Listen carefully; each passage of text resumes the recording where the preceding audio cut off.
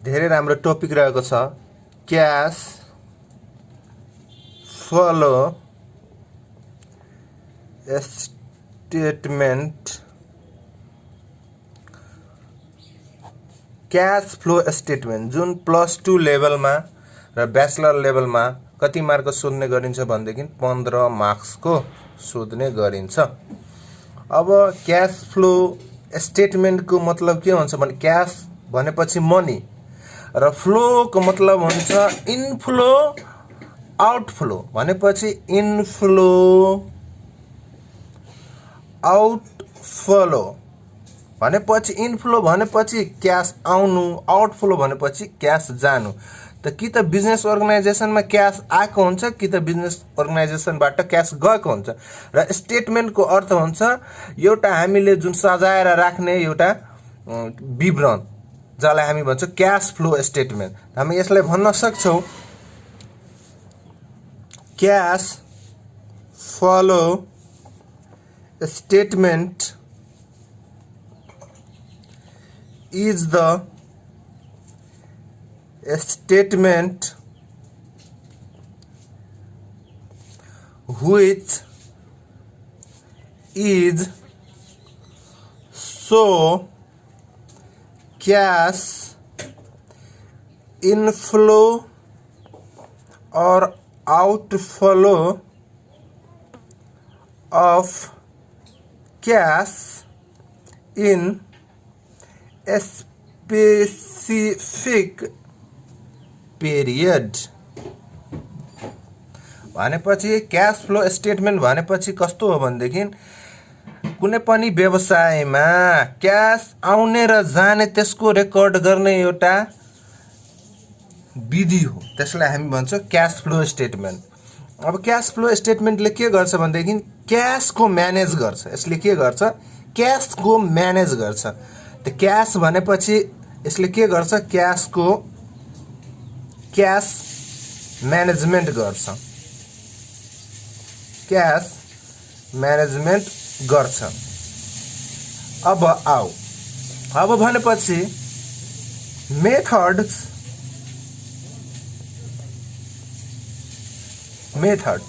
त cash flow बनाउने जम्मा 2वटा मेथडहरू रहेको हुन्छ। Method 1 direct method, method 2 indirect method. Direct method, indirect method.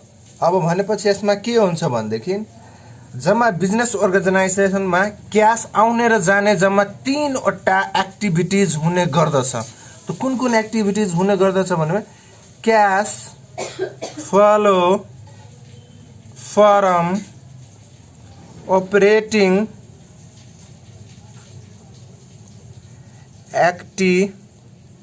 Activities जसलाई हामी भन्छौँ CFFOA।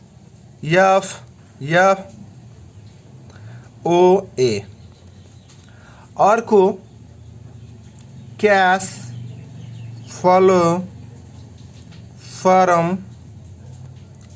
इन्भेस्टिङ एक्टिभिटिज,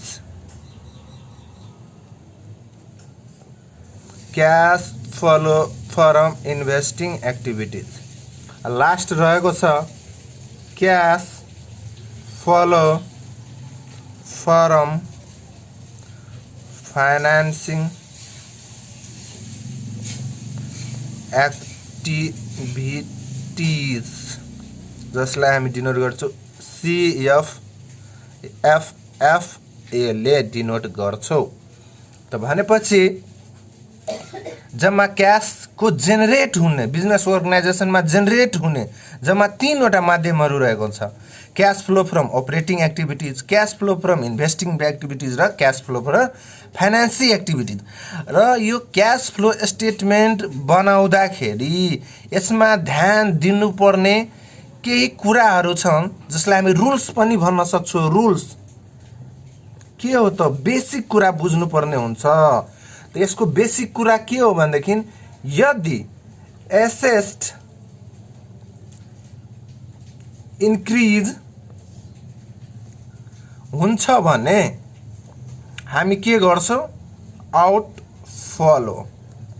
आउटफ्लो हुन्छ। एसेट इन्क्रिज भएपछि के हुन्छ क्याश आउटफ्लो हुन्छ।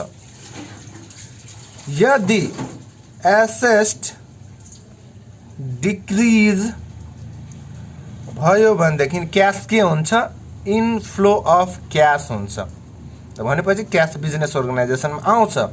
त्यसरी नै लायबिलिटीज इज इन्क्रिज भयो भनेदेखि क्याश के हुन्छ क्याश इनफ्लो मतलब क्याश आउँछ बिजनेस अर्गनाइजेसनमा। लायबिलिटीज डिक्रिज भनेदेखि क्याश के हुन्छ आउटफ्लो हुन्छ। यति बेसिक कुरा जानिसकेपछि अझै बुझ्नु पर्ने कुरा के छ भनेदेखि अब हामीले इन्भेस्टिङ एक्टिभिटीज बनाउँदाखेरि त्यसमा हामी लेख्छौं पर्चेज भनेर। त पर्चेज हामी कुनै कुरा पर्चेज गरेपछि क्याश के हुन्छ भन्नुस् त क्याश के हुन्छ जान्छ।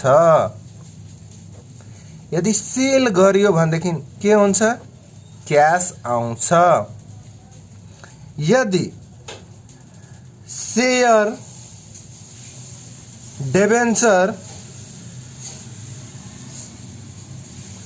इस्यु गरियो भनेदेखि क्याश क्या हुन्छ क्याश आउँछ। यदि रिडेम्सन अफ डिबेन्चर के हुन्छ क्याश जान्छ। त भनेपछि यी बेसिक कुराहरू दिमागमा राख्नुपर्ने हुन्छ क्याश फ्लो स्टेटमेन्ट बनाउँदै जाँदाखेरि। अब क्याश फ्लो स्टेटमेन्टको हामी फर्मेटको कुरा गर्छौं त्यो पनि डाइरेक्ट मेथडबाट। अब हामी स्टार्ट गर्छौं क्याश फ्लो स्टेटमेन्टको फर्मेट त्यो पनि कुन मेथडबाट डाइरेक्ट मेथडबाट। त भनेपछि यसको फर्मेट कस्तो हुन्छ भनेदेखि सबभन्दा पहिले टपिक लेख्नु पर्यो क्याश फ्रम अपरेटिङ एक्टिभिटीज। अब यसको फर्मेट कस्तो हुन्छ भनेदेखि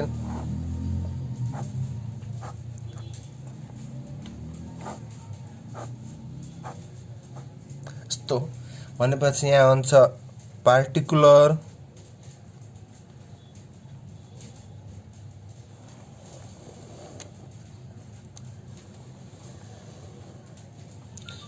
यहाँ हुन्छ आरएस यहाँ हुन्छ आरएस। त सबभन्दा पहिले यसमा के हुन्छ भनेदेखि ए नम्बर दिएर लेख्नु पर्यो cash collection from customer. Cash कहाँबाट कलेक्सन गर्ने कस्टमरबाट। ए नम्बरमा क्याश कलेक्सन फ्रम कस्टमर। अब लेख्नु पर्यो सेल्स रेभिन्यू। सेल्स रेभिन्यू लेख्नु पर्यो। सेल्स गरेपछि के हुन्छ क्याश आउँछ। त्यसपछि यसमा के लेख्नु पर्यो भने अपरेटिङ एक्टिभिटीजमा सेल्सको कारणले के कुराहरू क्रिएट हुन्छ त सेल्सको कारणले के कुरा क्रिएट हुन्छ भनेदेखि यदि इन्क्रिज इन सन्ड्री डेब्टर। यदि सन्ड्री डेब्टर इन्क्रिज भयो भनेदेखि क्याश के हुन्छ आउटफ्लो हुन्छ। डिक्रिज इन सन्ड्री डेब्टर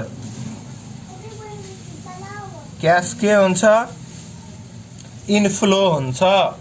त्यसैगरी ब्याड डेप्ट recovered, bad date recovered, bad डेप्ट रिकभर्डबाट के हुन्छ बिजनेस अर्गनाइजेसनमा क्यास आउँछ। त्यसै गरी bad dept right of, bad dept right of, bad dept right of भनेपछि के हुन्छ भनेपछि क्यास जान्छ। त्यसै गरी increase in provision for bad डेप्ट, increase in provision for bad, होइन sorry, increase in provision for, ल ब्याड डेप्ट लेख्नु, ल ब्याड डेप्ट्स त भनेपछि increase in provision for bad डेप्ट भनेपछि के हुन्छ क्यास आउँछ। Decrease in provision for bad debts भनेपछि के हुन्छ क्यास जान्छ। त्यसै गरी discount allowed, discount allowed, discount allowed भनेपछि हामीले यदि छुट दियो भने के हुन्छ क्यास जान्छ। सामान्य यी आइटमहरू क्यास कलेक्सन फ्रम कस्टमरमा आउने गर्छन्। अब बीमा हामी लेख्छौँ cash paid to supplier, suppliers, cash paid to supplier. त सबभन्दा पहिले यसमा कुन कुन आइटमहरू लेख्ने त पर्चेजसँग सम्बन्धित आइटमहरू लेख्ने। त सबभन्दा पहिले हामीले के लेख्नु पर्छ cost of goods sold, cost of goods sold भनेपछि कोस्ट अफ गुड्स सोल्डको फर्मुला के हुन्छ opening stock plus purchase minus closing stock भनेपछि के हुन्छ कोस्ट अफ गुड्स सोल्ड आउँछ। त्यसपछि डिस्काउन्ट रिसिभ्ड आउँछ, डिस्काउन्ट रिसिभ्ड हामी डिस्काउन्ट पायो भने के हुन्छ क्यास आउँछ। त्यसपछि इन्क्रिज इन इन्भेन्ट्री भनेपछि इन्भेन्ट्री भनेपछि एसेस्ट इन्क्रिज भएपछि के हुन्छ cash outflow. Similarly decrease in inventory decrease भएपछि के हुन्छ क्यास आउँछ बिजनेस अर्गनाइजेसनमा। अब others current liabilities, others current liabilities भनेपछि अदर करेन्ट लायबिलिटीजहरू यदि इन्क्रिज हुन्छ भनेदेखि इन्फ्लो हुन्छ, क्यास इन्फ्लो हुन्छ, यदि डिक्रिज भयो भने आउटफ्लो हुन्छ। त भनेपछि यसलाई समेसन गरेर हामी हेराउँछौँ। अब जाउँ सी नम्बरमा cash paid to employee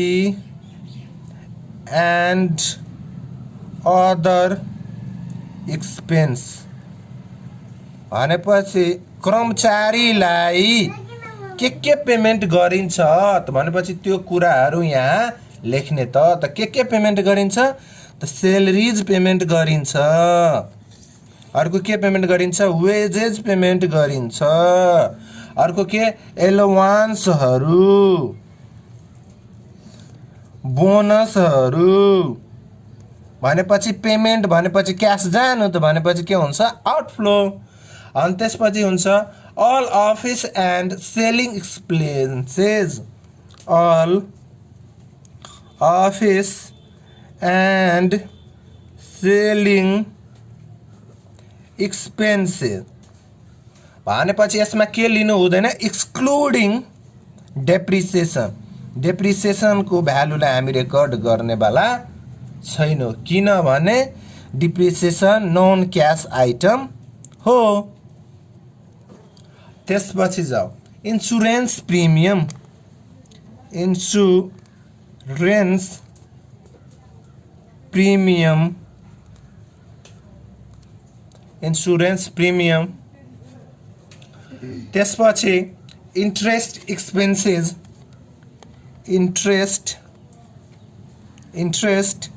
expenses. Expenses भनेपछि खर्च, खर्च जहिले पनि के हुन्छ, आउटफ्लो हुन्छ। त्यसपछि ट्याक्स पेड। ट्याक्स पेड गरेपछि के हुन्छ, क्यास जान्छ, त्यो पनि के हुन्छ, आउटफ्लो।